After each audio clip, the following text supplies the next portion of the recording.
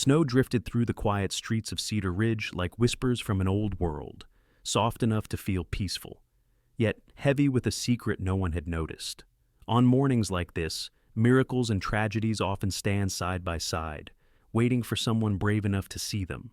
And in a small house at the edge of town, a police officer kissed his daughter goodbye, unaware it would be the last time he saw her smile for a very long while.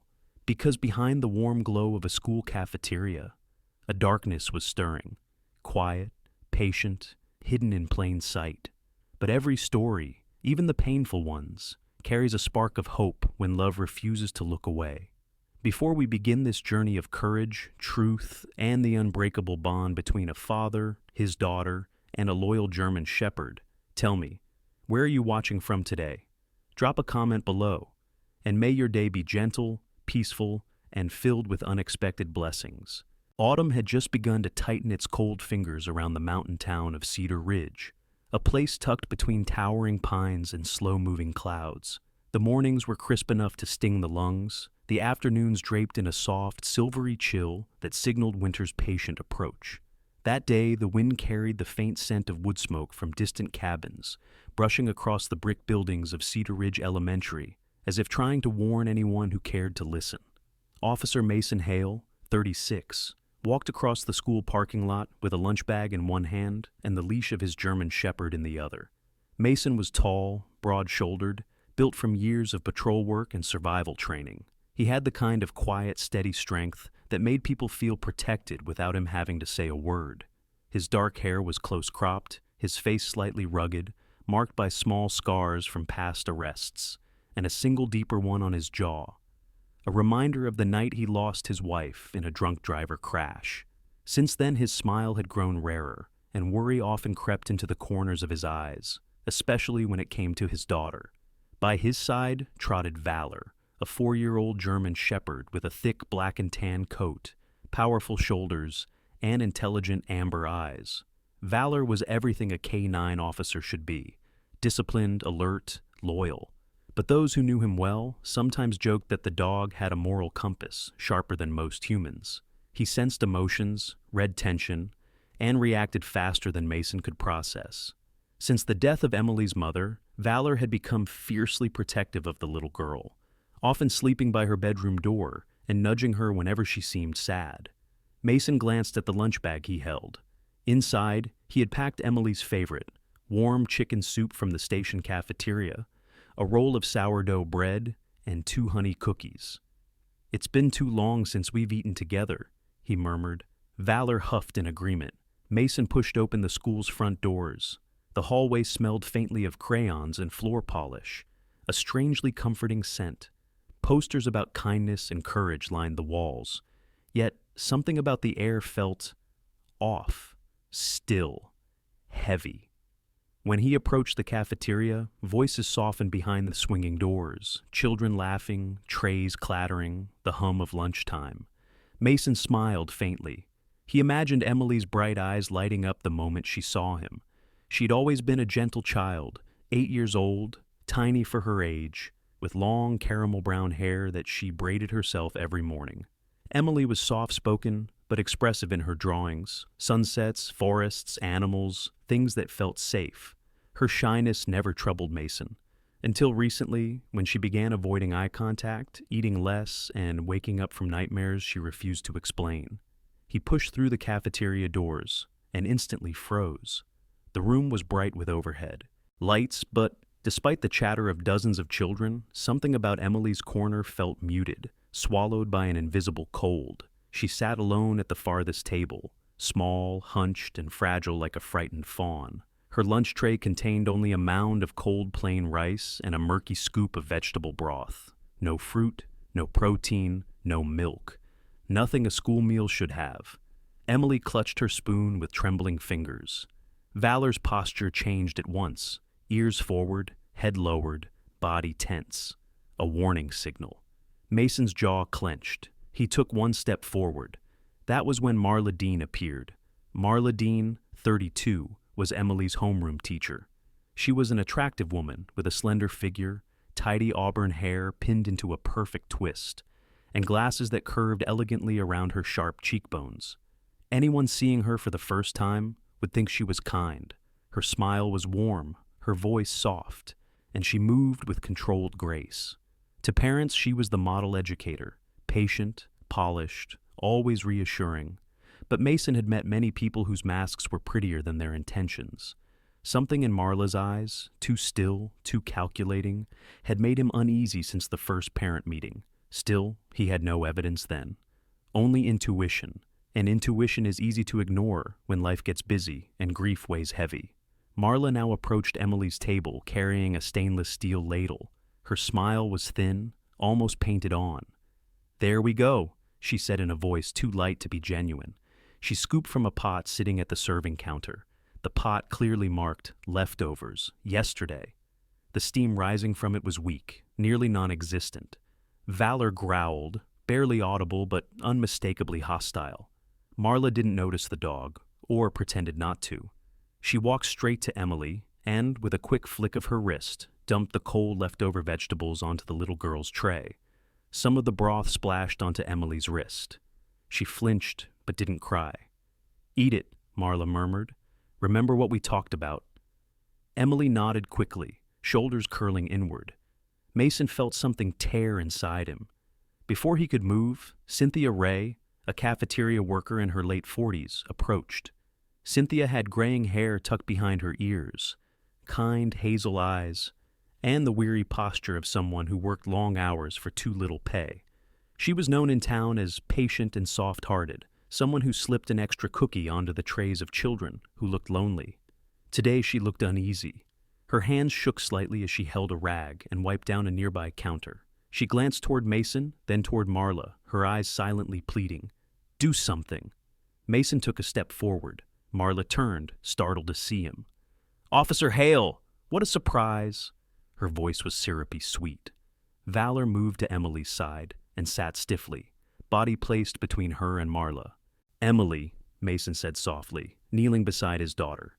Her eyes were glossy, rimmed red, as though she had been trying not to cry all morning. "Hi, Daddy," she whispered. He touched her cheek. It felt colder than it should. Something was terribly wrong. Marla clasped her hands primly. "We're practicing gratitude exercises," she explained. "Emily has a tendency to be picky. This helps her learn discipline." Cynthia Ray stiffened, her jaw tightening. She turned away quickly, but Mason saw the truth in her expression. Valor barked once, sharp, accusatory. Marla blinked but kept smiling. "Your dog seems unusually agitated." "He senses things," Mason replied, his voice low. "Things people try to hide." A flicker, barely a second, crossed Marla's face. A disruption in her perfect mask. "I'd be happy to discuss Emily's behavior with you later," she said. "But right now, she needs to finish her meal." Mason looked at the tray again. Cold rice, watery broth, leftovers. Emily's shoulders shook. Valor pressed his head against her arm, as if telling her, "I'm here. You're not alone." Mason stood, straightening to his full height. "I'll be taking my daughter home for lunch today." Marla's smile thinned. "That isn't allowed without prior. It's allowed when her father says so." For the first time, Marla's voice faltered. "Officer Hale, please." "Valor," Mason said calmly. The German shepherd rose, posture tall, unwavering, eyes locked on Marla. Even without teeth bared, his presence was enough to shift the atmosphere. Cafeteria noises died down. Several children stopped eating, watching silently. Emily reached for Mason's sleeve. "Daddy, can we go?" "Yes, sweetheart," he whispered. "We're leaving now." He took her tray and set it aside. Cynthia Ray hurried over and whispered, "Thank you." Her voice trembled. Someone needed to see. Mason nodded gently. He didn't understand everything yet, but he would. As they headed toward the door, Valor walked beside Emily like a guardian forged from loyalty and instinct. Marla stood motionless at the center of the cafeteria, her perfect smile finally cracking at the edges. Outside, the wind of Cedar Ridge bit cold against Mason's face, but he welcomed it. The truth had begun to unravel, and he would follow it, no matter how dark it became. This was the moment everything changed. And it all began with one cold lunch tray. The late afternoon sun had turned Cedar Ridge into a tapestry of gold and deepening blue, the mountain shadows stretching long across the quiet streets. Mason parked his patrol SUV in front of their small log house at the edge of the forest. The wind rustled through the pines, whispering with the same unease that had followed him since leaving the school. Emily clung to Valor's fur as they entered the house, her movements small and hesitant, as if expecting someone to reprimand her for stepping too loudly. Mason noticed it immediately. She had never been a loud child, but today she seemed like she was trying to shrink out of existence. "Sweetheart, why don't you sit on the couch? I'll heat up your soup." His voice remained soft, steady, the way he used to speak to her when she was 4 and afraid of thunderstorms. Emily nodded and curled onto the sofa, pulling Valor into her arms. The dog lay beside her, massive head resting protectively across her legs, his eyes following Mason's every step, like he sensed the storm in his thoughts. Mason heated the soup in silence. He wasn't ready to question Emily yet, not until she felt safe, but his mind played the cafeteria scene over and over. The cold food, the visible fear, the way Marla Dean had spoken like she owned the child. When he returned with the bowl, Emily sat up slowly. "Daddy," her voice cracked. Is she mad?" "Who?" Mason asked, though he already knew. Emily swallowed hard. "Ms. Dean." Valor let out a low rumble, as if confirming the name itself was wrong. Mason brushed a hand across Emily's hair. "You're safe with me. Always." She lowered her gaze, stirring the soup with tiny movements. She said, "I shouldn't tell." Mason's chest tightened, but he didn't push, not yet. While Emily ate, he stepped into the kitchen and pulled out his work phone. A name flashed in his call log: Deputy Sarah Whitlock. Sarah was a colleague and one of the most dependable officers in the department. 29, tall and athletic, with short sandy blonde hair and sharp blue eyes that missed nothing. Her personality was straightforward, sometimes painfully blunt, shaped in part by the years she spent caring for her younger brother who struggled with addiction. Sarah had grown into the kind of woman who didn't tolerate cruelty toward adults or children. Mason texted, "Need you to look at something for me, discreetly." Her reply came within seconds. "On my way." Mason wasn't surprised. Sarah never hesitated when someone needed help. While waiting, he cleaned up the living room, more out of nerves than necessity. Emily had fallen asleep against Valor, her small body rising and falling under the weight of exhaustion. Valor kept his head lifted, scanning the room like a sentinel. The doorbell rang softly. Mason opened it to find Sarah standing there in her patrol jacket, a file tucked under her arm. Behind her, the sky had darkened into a deep navy. "You look like you're about to tear someone in half," she said quietly. "Come in." Sarah entered, eyes immediately scanning Emily. Her expression softened. "Poor kid. She looks drained." "She is." Mason lowered his voice. "I saw something today at the school." They stepped into the kitchen. Mason described everything: Marla dumping leftovers, Emily shaking, the cafeteria workers' look of helplessness. Sarah listened intently, jaw tightening as she pieced the story together. "Marla Dean," she murmured. "I remember her. She worked at Redwood County before moving here. Heard she left suddenly. Something about personal conflict with administration, but no one could give details." Mason frowned. "Did you ever look into her?" "There was nothing on record," Sarah said. "But sometimes, no record is the biggest red flag." Mason sat down, rubbing his forehead. "Emily's been losing weight. She's scared. She had nightmares last night. I didn't put the pieces together." "You're one person, Hale, not a machine," Sarah replied gently. "Grief blinds even the sharpest eyes." She placed the file on the table. "You asked me to check those school budget discrepancies from last month?" Mason opened it. Sarah had pulled bank records, food supply invoices, cafeteria logs. Her organization was impeccable. "Look here," Sarah said, pointing. "The school's meal fund dropped significantly, but the number of students didn't change. Someone diverted money. And you think Marla Dean is on every request for special nutritional allocation, all approved by the assistant principal, meaning she had protection?" meaning she had motive. Mason felt a cold weight settle in his stomach. Valerie stirred slightly, sensing the rising tension. Sarah leaned closer. "Hale, I need to ask, did Emily ever mention being punished at school?" Mason clenched his jaw. "Not directly. She said something about not telling." Sarah exhaled slowly. "Classic coercion. Kids that age don't hide things unless they're trained to." Mason looked toward the living room. Emily slept curled against Valor, as if the world was a dangerous thing she had finally escaped. His fists tightened. "I should have noticed sooner." Sarah shook her head firmly. "Don't blame yourself. Abusers choose kids whose parents are busy, stressed, grieving. They slip into the cracks." "And I gave her every crack possible," he whispered. "You're fixing it now," she said. "And that matters." Mason closed the file. "Sarah, can you talk to the cafeteria worker tomorrow? Cynthia Ray?" "I'll handle it." She stood and adjusted her jacket. "But be careful. If Marla senses you're digging, she'll try to cover her tracks." Mason nodded grimly. After Sarah left, the house grew still again. Valor lifted his head, staring at Mason with intelligent eyes filled with something close to certainty, as if he had already pieced together the truth before any of them. Mason sat beside Emily and Valor on the couch. He rested a hand on Valor's back. "We'll get to the bottom of this," he murmured. "I promise." Emily stirred, opening her eyes slightly. "Daddy, will she be angry tomorrow?" Mason's heart twisted. "You won't be alone tomorrow," he said.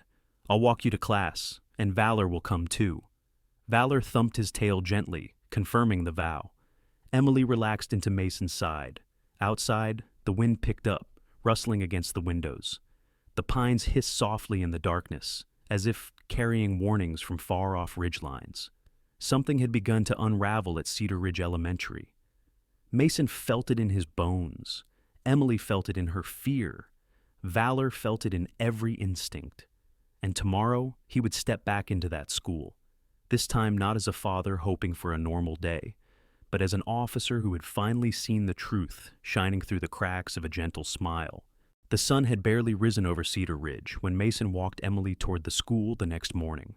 The early light filtered through the pines in thin golden strands, touching the frost still clinging to the grass. The air was cold enough that each breath came out in visible clouds, drifting like quiet signals of unease.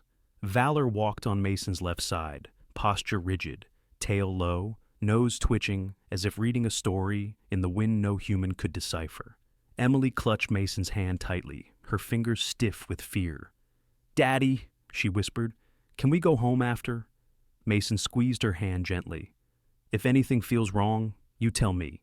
I'm right here. And Valor's here too." Valor brushed his head against Emily's leg, offering silent reassurance. As they approached the school entrance, the tall brick structure loomed in the cold morning light.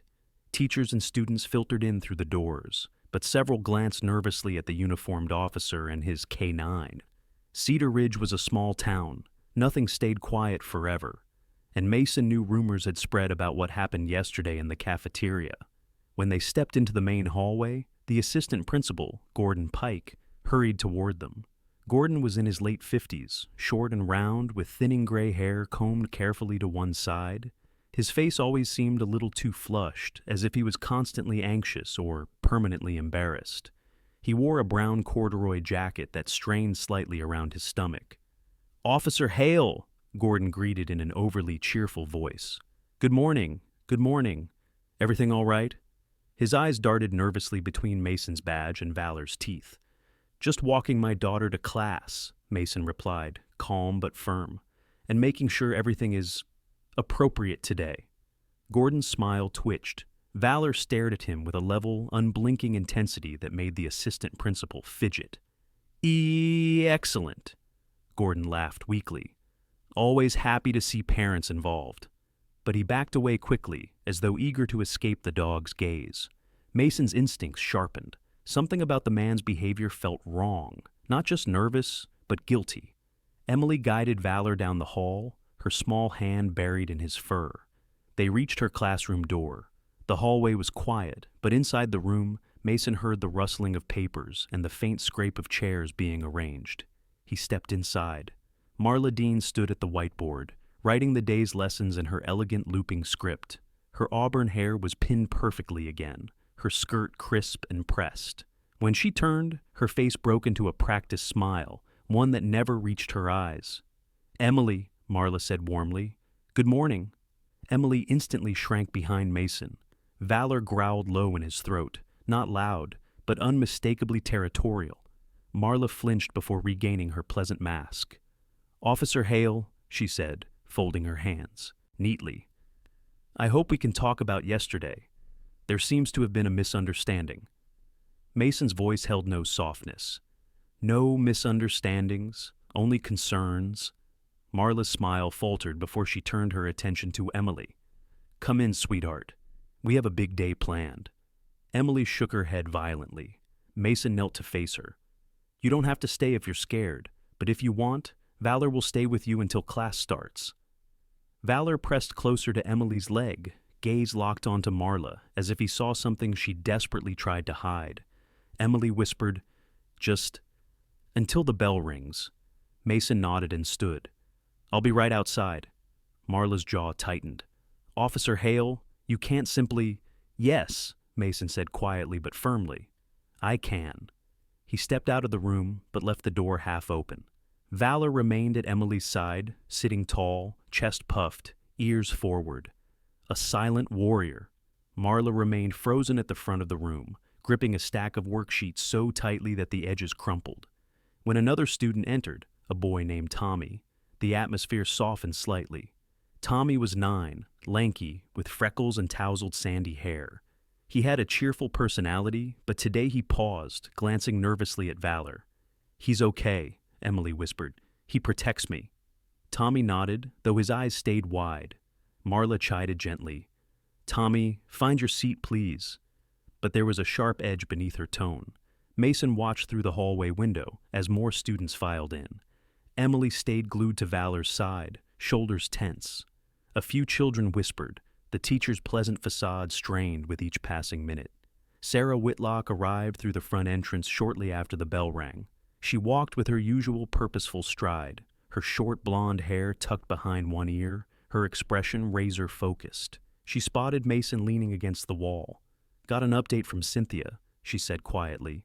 "She's willing to talk in person. She'll meet us in the staff lounge before lunch." Mason nodded gratefully. "Good. Something's wrong here, Sarah. Emily's terrified. Valor hasn't stopped tracking Marla since we walked in."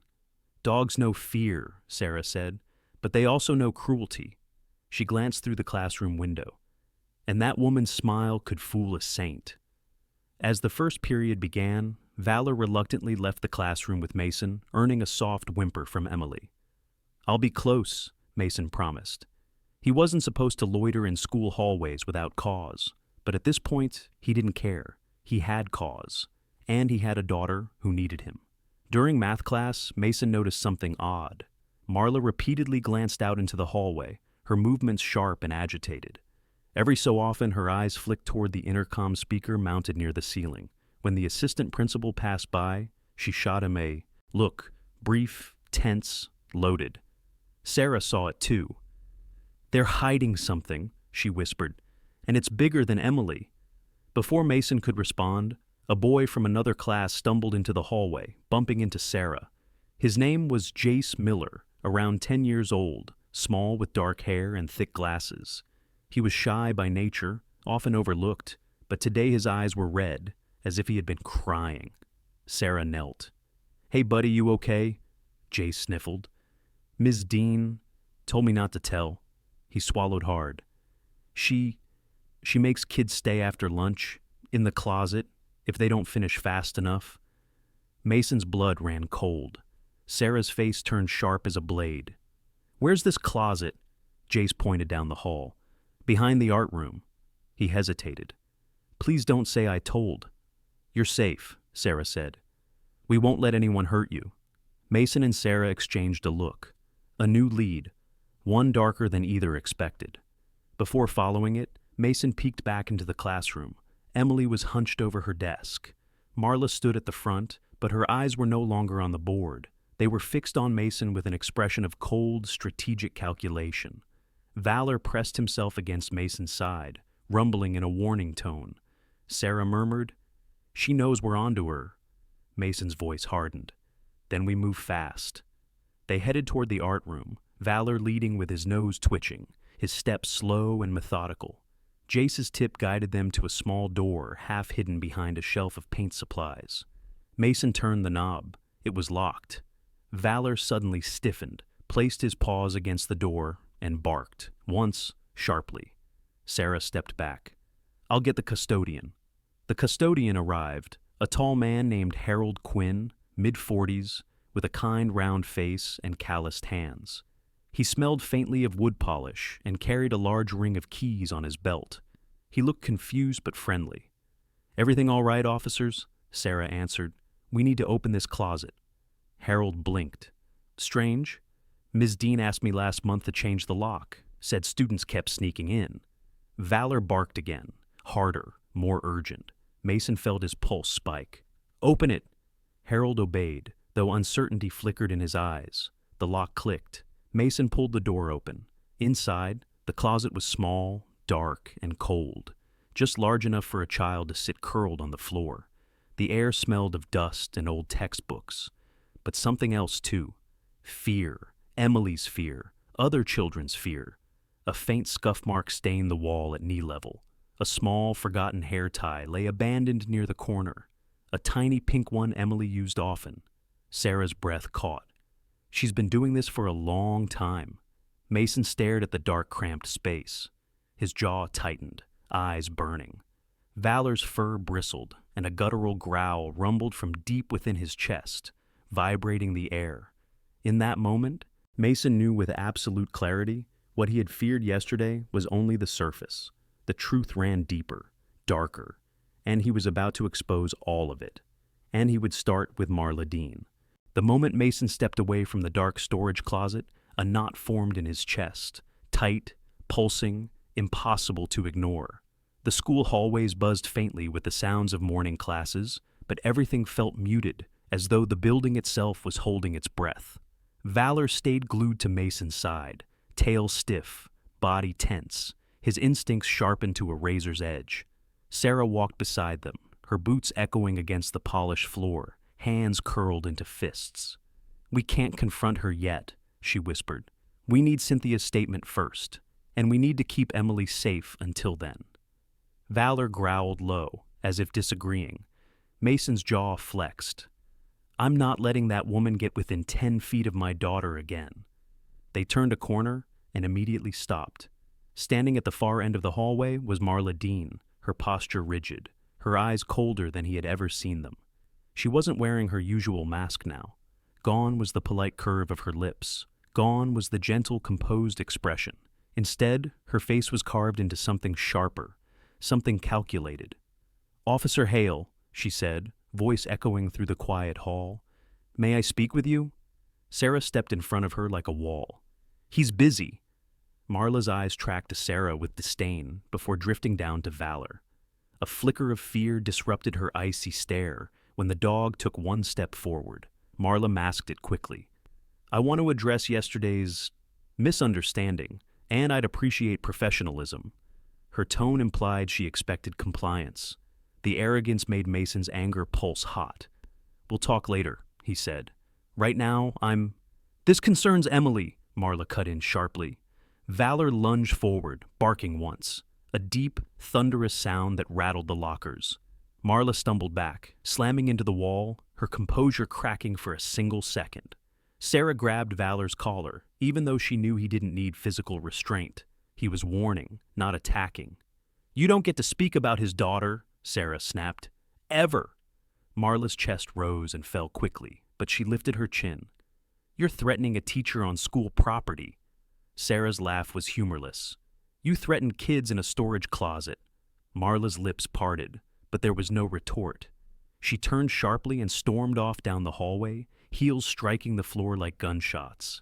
Valor watched her until she disappeared. "She knows," Sarah murmured. "She knows we opened that closet."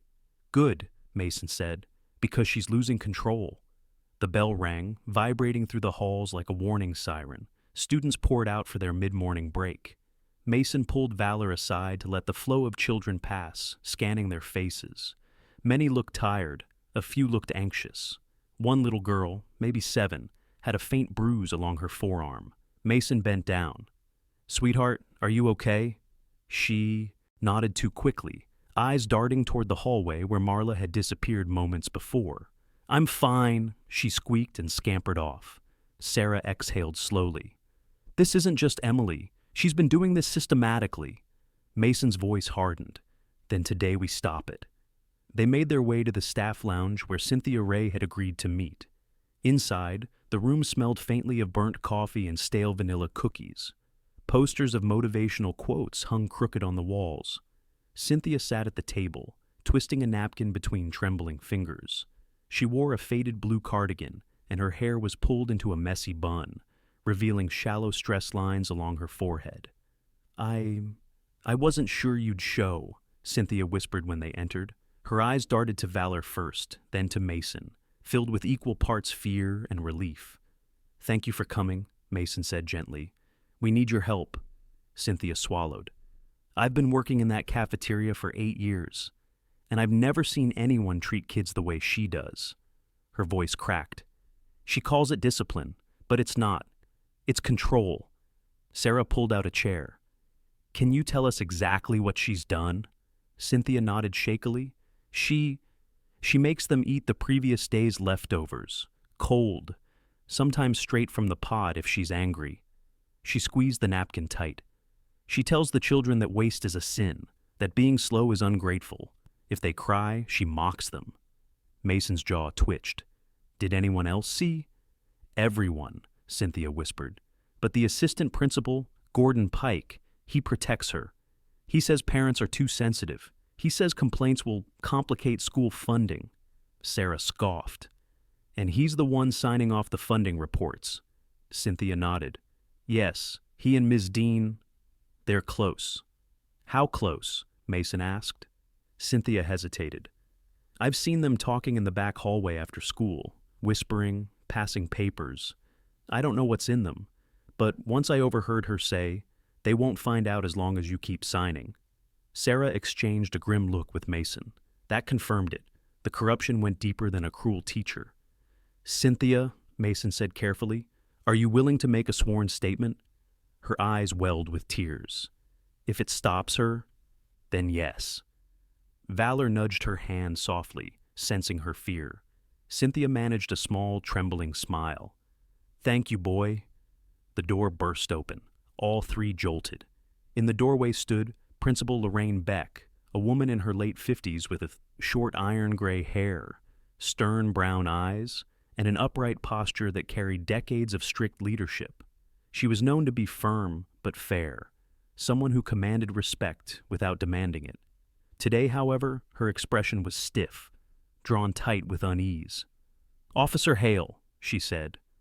"Deputy Whitlock, is something going on?" Her gaze fell to Cynthia, whose hands shook harder. Mason stepped forward. "We're conducting an inquiry." "About?" "Marla Dean." Principal Beck's face paled, but only for a moment. She closed the door and lowered her voice. "Come with me." They followed her to her office, a small room lined with bookshelves filled with textbooks, policy binders, and photos of past classes. When she shut the door, Beck sighed deeply, shoulders slumping. "I've suspected something was wrong," she admitted quietly. "But Ms. Dean is persuasive, and Pike has been intercepting complaints before they reach me. He claims it's to avoid chaos." "It's called obstruction," Sarah muttered. Beck nodded. "I realize that now." Mason stepped closer. "Principal Beck, we found a locked closet where children were being punished. We found leftover food poured on trays, and we found staff too scared to speak." Beck closed her eyes, as though absorbing a blow. When she opened them again, her voice held steel. "What do you need from me?" Sarah didn't hesitate. "Access to cafeteria cameras, unfiltered cafeteria logs, and permission to interview any staff member without Pike interfering." Beck nodded firmly. "You have it." She walked to her desk. "I'll pull the camera files right now." Before she could reach the drawer, the intercom crackled. "Principal Beck, Please report to the cafeteria immediately, Pike's voice blared. We have a situation. Silence fell. Mason's instincts sharpened. Valor stiffened, ears twitching like radar. What situation? Beck asked through the intercom. Pike's reply was tense.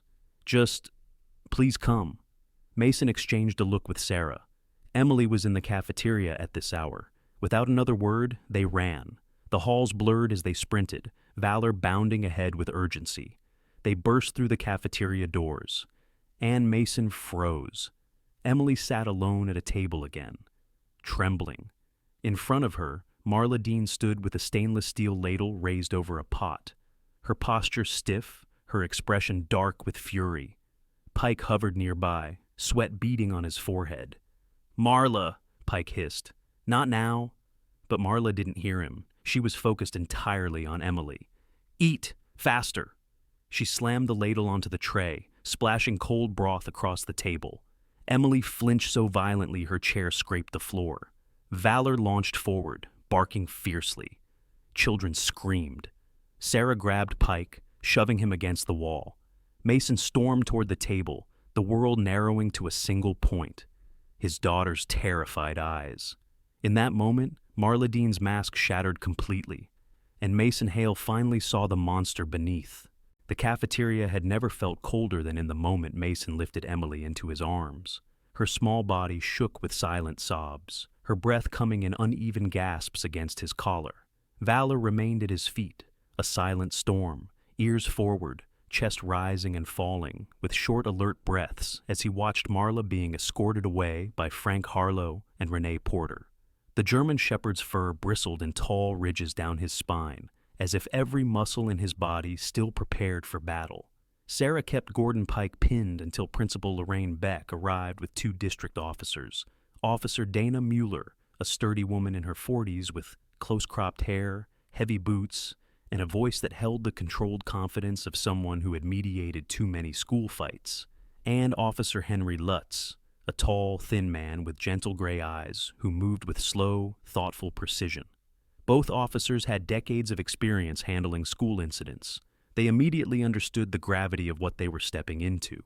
Dana approached Pike, her expression stern but fair. "Mr. Pike, for the safety of the students and integrity of this investigation, you'll need to accompany us." Pike struggled to breathe. His face had gone blotchy red, his hands trembling as though holding the weight of every lie he had ever told. I didn't mean to," Marla said. "She said it was just discipline." Henry gently but firmly took Pike by the arm. "We'll document everything, but for now, you're coming with us." Sarah stepped aside as Pike was escorted out, but her eyes remained razor sharp, following him like a predator watching its prey slip into a trap. The cafeteria slowly emptied as teachers guided the remaining children back to class. Not a single child looked back at Marla. Instead, they glanced toward Mason, some with gratitude, some with leftover fear, but all with a flicker of hope. Principal Beck approached Mason with a stunned heaviness in her steps. "Officer Hale, I'm so deeply sorry." Every word seemed pulled from a place of guilt she had buried under administrative routines and misplaced trust. Mason didn't respond. Not yet. His entire world was curled against his chest, trembling, clutching his collar as if letting go would send her back into the dark. "Emily," he whispered, his voice cracking, "Daddy's here. No one will ever hurt you again." Valor pressed his head gently into Emily's leg, offering warmth, strength, and a promise only a loyal creature could give. Beck wiped at her eyes. "I'll open every file, every camera, every budget record, whatever you need." Sarah placed a steadying hand on Mason's shoulder. "First we get Emily checked. Everything else can wait." Mason nodded, swallowing the hurricane in his chest. They left Cedar Ridge Elementary behind. Forever. The hospital smelled faintly of antiseptic and laundry soap, clean, quiet, safe. Emily sat, on the examination bed, knees drawn to her chest, Valor lying directly beneath her feet like a living shield. Dr. Naomi Rivers entered the room, a woman in her early 50s with warm brown skin, braided silver-streaked hair pulled into a loose bun, and eyes that seemed carved from a lifetime of seeing suffering but never losing empathy. She spoke gently but directly, the way people do when they've long stopped wasting time sugarcoating the truth. "Officer Hale," she said softly, "I'm glad you brought her in." Naomi examined Emily with slow, careful hands. When she finished, she turned to Mason with a face full of concern. "Emily is severely malnourished. Her stomach lining shows signs of ulceration from stress. And the fear response? Her body is in near constant panic mode." Mason felt something inside him collapse, a silent implosion of guilt, grief, and rage. I didn't see it," he whispered.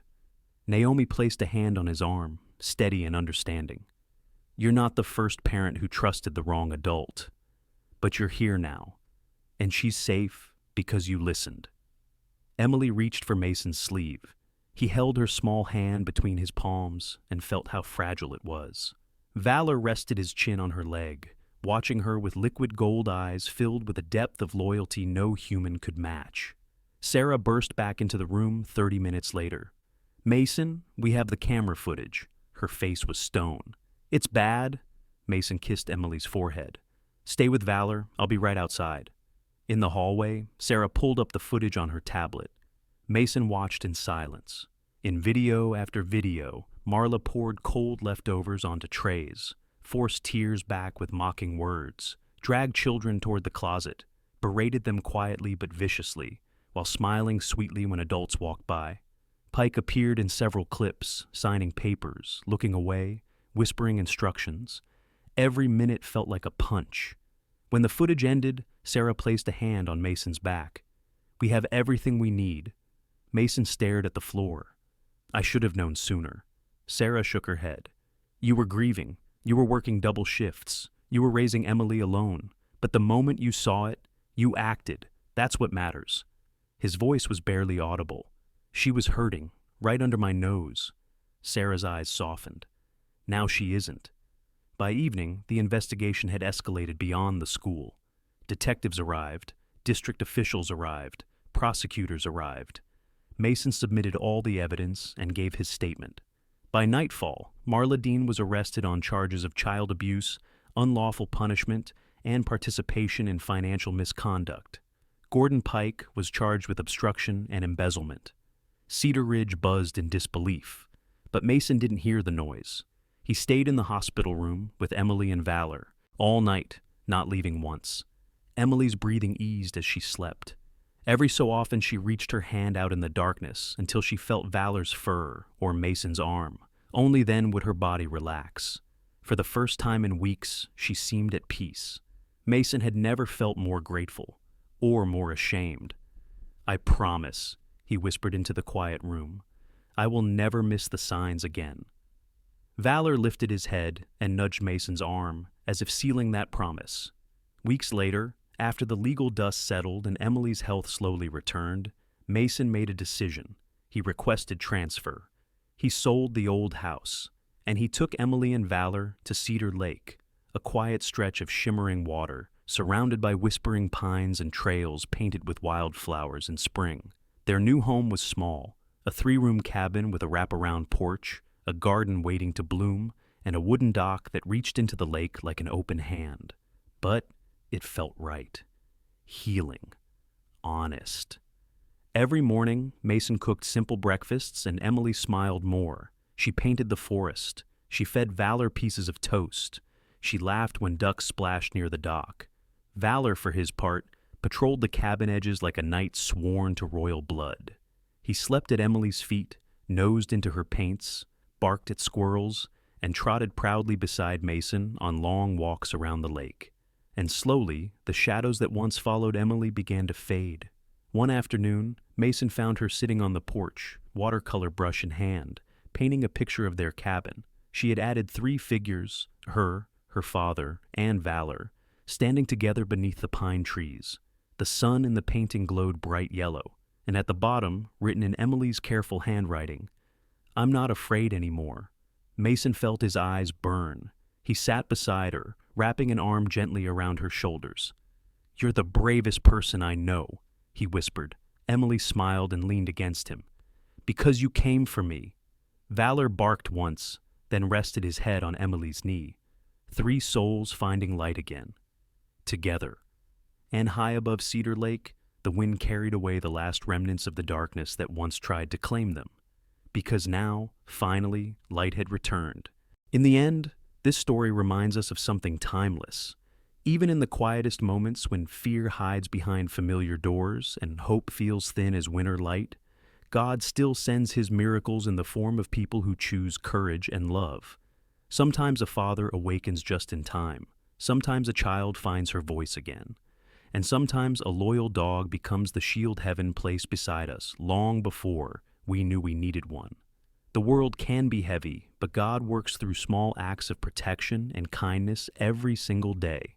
He heals slowly, quietly, faithfully, and whenever darkness tries to grow, his light finds a way to break through. If this story touched your heart, I invite you to share it so more people can feel its warmth. Leave a comment, let me know how this journey made you feel, and subscribe to join us for more stories of courage, healing, and hope. May God bless you and your family today and always. And if you believe that his light still guides us through every storm, type Amen in the comments.